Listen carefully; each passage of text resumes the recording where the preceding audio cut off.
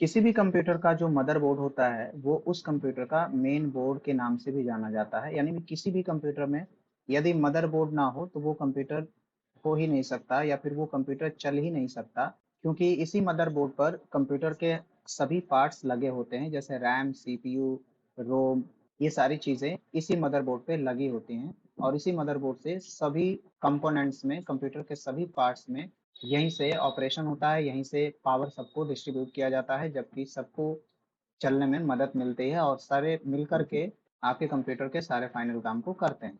तो आइए इसकी परिभाषा देखते हैं। कंप्यूटर का मुख्य सर्किट होता है, ठीक है ना। यानी कि मदरबोर्ड जो है कंप्यूटर का मुख्य सर्किट बोर्ड होता है।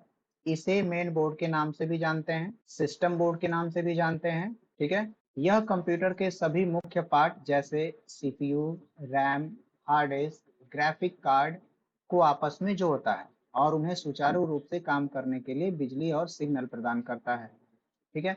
तो मदरबोर्ड का ये परिभाषा है। आपके स्क्रीन पे ये जो दिख रहा है ये मदरबोर्ड है। ऐसा मदरबोर्ड होता है। अलग अलग कंपनी के अलग अलग कलर और डिजाइन हो सकती हैं। जैसे आप नेक्स्ट देखें तो यहाँ पर कुछ इस तरह का मदरबोर्ड आपको दिख रहा है, ठीक है। ये मदरबोर्ड सर्वर मदरबोर्ड होता है। मदरबोर्ड के भी बहुत सारे टाइप होते हैं, हम अगली वीडियो में टाइप्स ऑफ मदरबोर्ड के बारे में डिस्कस करेंगे, ठीक है।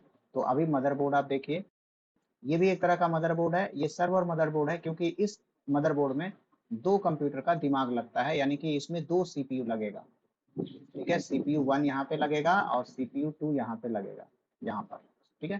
तो इसमें टोटल दो सीपीयू लगेगा। ये सर्वर मदरबोर्ड की लिस्ट में आता है, जिसमें हम लोग मल्टी यूजर को काम करने के लिए फॉर्मेट करते हैं इस तरह के मदरबोर्ड पर। यहाँ पर मदरबोर्ड के एक फिगर है और इसके पार्ट्स के बारे में आप देख लीजिए।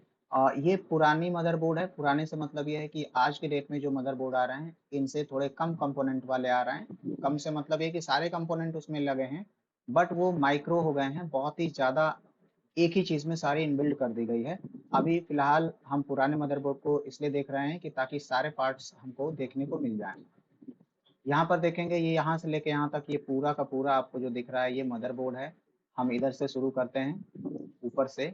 तो देखिए पोर्ट्स के बारे में बताया जा रहा है। तो ये ये और ये सारे पोर्ट्स हैं। पोर्ट से मतलब है कि किसी में आके इंटरनेट की केबल लगेगी, किसी में कीबोर्ड लगेगा, किसी में माउस लगेगा, किसी में प्रिंटर का वायर लगेगा, ठीक है ना। तो इस तरह के सारे ये पोर्ट हैं जिनमें हम लोग कीबोर्ड, माउस वगैरह इस्तेमाल करते हैं, जिनसे हमारा कंप्यूटर का काम होता है।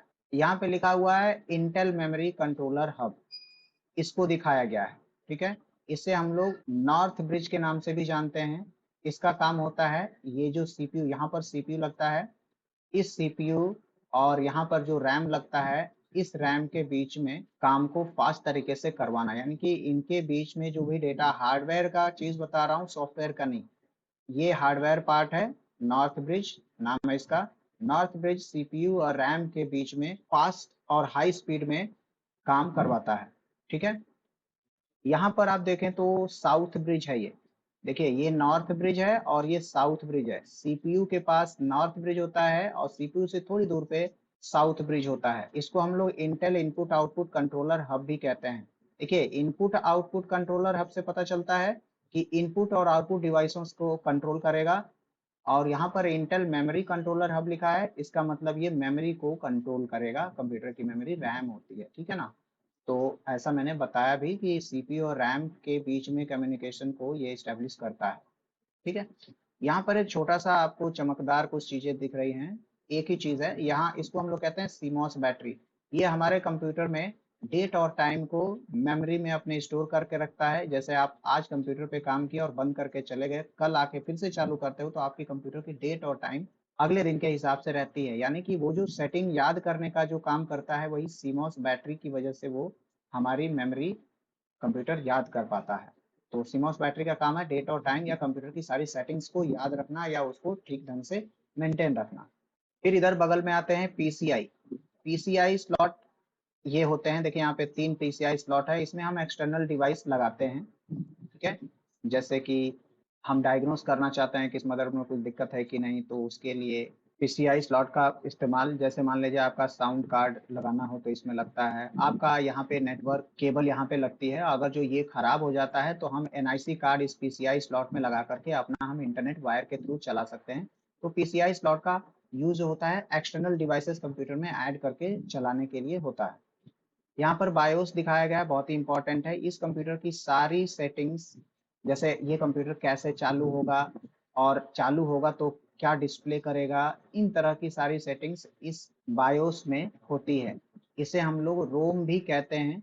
ये जो बायोस है ना, ये बायोस एक प्रोग्राम का नाम है जो इस आईसी के अंदर है। तो इस आईसी का जो नाम है वो रोम है। तो रोम आईसी है, ये रोम आईसी हार्डवेयर पार्ट होता है और इसके अंदर जो प्रोग्राम है उसको हम लोग बायोस प्रोग्राम कहते हैं। तो एग्जाम में ये आता है कि बायोस प्रोग्राम कहाँ होता है, तो रोम के अंदर होता है। ठीक है, जिसमें से बायोस हमारा सॉफ्टवेयर पार्ट है और रोम हमारा हार्डवेयर पार्ट है। यहाँ पर जो आईसी लगी है उसको हम रोम आईसी कहते हैं। जैसे यहाँ पर जो मेमोरी लगती है इसको रैम कहते हैं। तो रैम और रोम दोनों मदरबोर्ड पे ही लगता है। यहाँ पर देख रहे हैं कि ये जो नीला वाला पार्ट है जो पिन टाइप का दिख रहा है यहाँ पे, इसको हम लोग कहते हैं प्राइमरी एंड सेकेंडरी आईडीई। इसका यूज नहीं होता है आज के डेट में। और यहाँ पर जो ब्लैक कलर का सेम शेप है बट कलर चेंज है, यहाँ पर फ्लॉपी डिस्क इस्तेमाल होती थी, इसका भी कोई आज के डेट में यूज नहीं है। ठीक है, यहाँ पर आप देख रहे हैं कि कुछ इस तरह से व्हाइट व्हाइट पिन जैसा कुछ बना हुआ है, इसको हम लोग कहते हैं पावर कनेक्टर। यहाँ पर हम पावर कनेक्ट करते हैं लाकर यहाँ पर। एसएमपीएस से पावर आता है मदरबोर्ड में और मदरबोर्ड के सारे कंपोनेंट में यहीं से पावर फिर जाता है। ठीक है, यहाँ पर लिखा हुआ है रैम मॉड्यूल।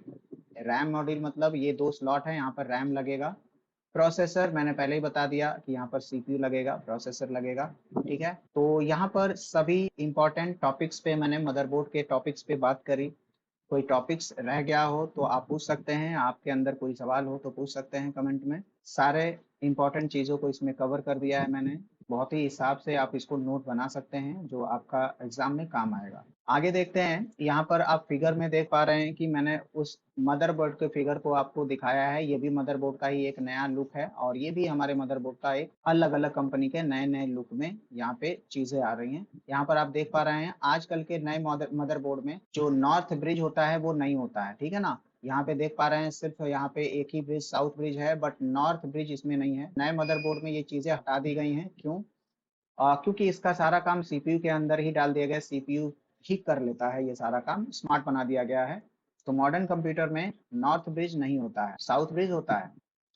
आगे देखेंगे तो ये भी मदरबोर्ड है, ये अलग अलग कंपनी के हैं, इनके आकार भी देख रहे हैं और कलर और डिजाइन भी अलग अलग हैं। तो मदरबोर्ड के अलग अलग लुक हो सकते हैं बट काम एक ही होता है सबका। तो चलिए अगली वीडियो में हम देखते हैं मदरबोर्ड के टाइप्स के बारे में और सारे टाइप्स देखेंगे हम लोग। तो इस वीडियो में इतना ही। वीडियो ठीक लगी हो तो आप लाइक सब्सक्राइब जरूर करें और यहाँ तक वीडियो देखे हैं तो 100% अच्छी ही लगी होगी, क्योंकि लास्ट तक वीडियो देखना ये बताता है कि आपको वीडियो में कुछ आपके काम की चीजें लगी। तो प्लीज सब्सक्राइब और लाइक जरूर करें इस तरह की नॉलेज लेने के लिए।